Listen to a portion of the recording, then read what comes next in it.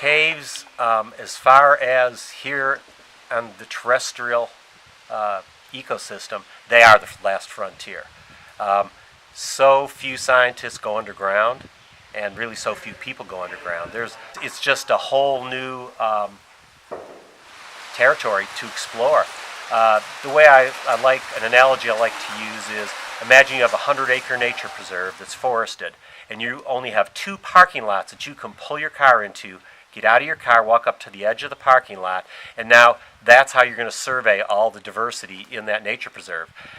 The animal and you have to be there exactly at the same time to discover it. Well, it's the same way for aquatic animals in these caves. There's a huge aquifer, an underground lake, underneath these cave passages that we can't get to.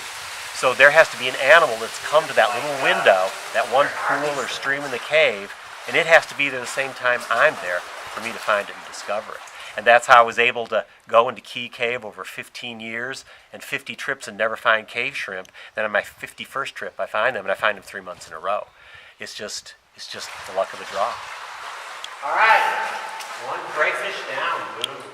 I started out working with the Alabama cavefish, which is a cave fish found in one cave, Key Cave, up in northwestern Alabama. From there, we started going back to survey for the cavefish for several years in a row. And also with the Alabama cavefish, there were 2 cave crayfishes. No eyes, totally white, really long, skinny claws. I had been going to Key Cave for close to 15 years, thinking there might be cave shrimp there, a really rare aquatic animal. And like on my 50th visit in a pool I've been to numerous times, I discovered a cave shrimp in Key Cave, and we found it 3 months in a row. And so that just sort of goes to let you know that you just really never know what you're going to find in a cave, even if you've been in there numerous times. There's also cave salamanders. Some of them have bright colors. Others, though, are just a pale grayish pink with external gills. And then there's a bunch of course, near the surface, that's where you have, near the front of the cave, in the twilight zone, that's where you get a lot of your cave diversity. Your bats, your cave crickets, a lot of cave beetles and other invertebrates.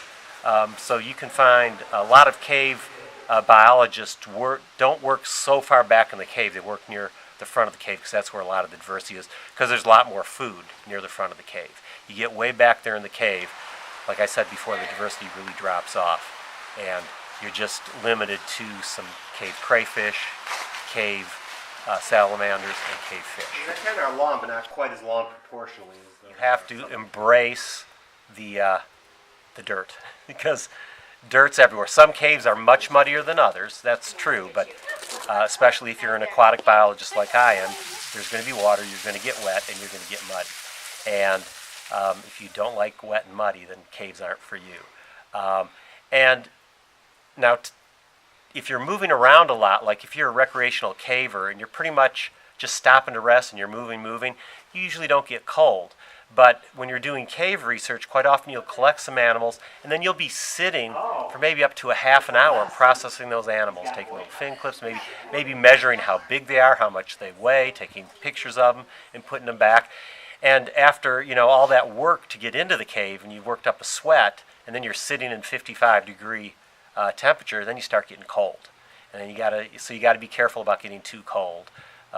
So I do bring some little hand and foot warmers in there to, in case someone starts getting the chills, to warm them up. And then especially a lot of the work I do, I actually have to get on a wetsuit and a mask and snorkel around in the water in the caves to see and catch the animals I'm interested in.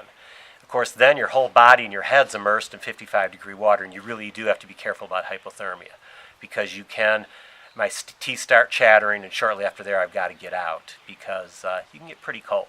So that's a challenge. And then you're trying to do fine motor skills, and everyone knows this. If it's in the winter and your hands get wet and they get that so cold you can't even feel them, and then you try to write something down. Well, imagine trying to process scientific specimens with your hands like that. It's a real challenge. His claws are kind of wimpy. You're not going to let go. I was going to go collect in a stream. We'd throw in a pair of waders and a net and a bucket.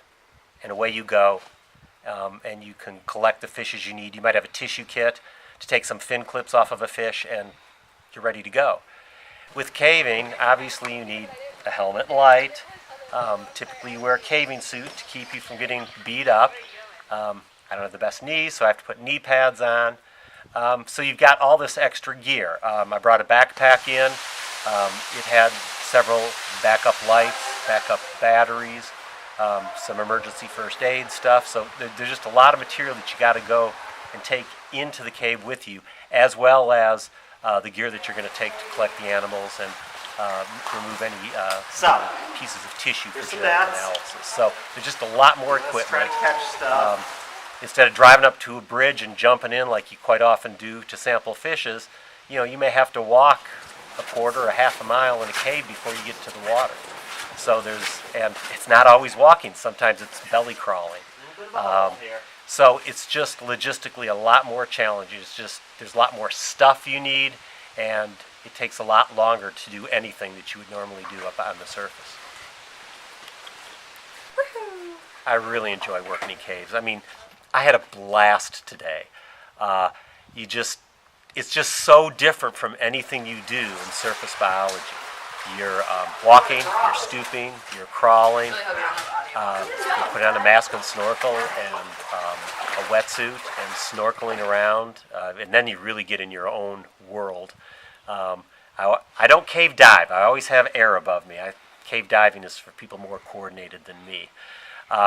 But it's just a completely different world. The critters that live down there are completely different from anything you see on the surface. And it is like going into another world. I really enjoy it. It's great. Oh, a bitty microcosm. That's right. Yeah, that is kind of cool.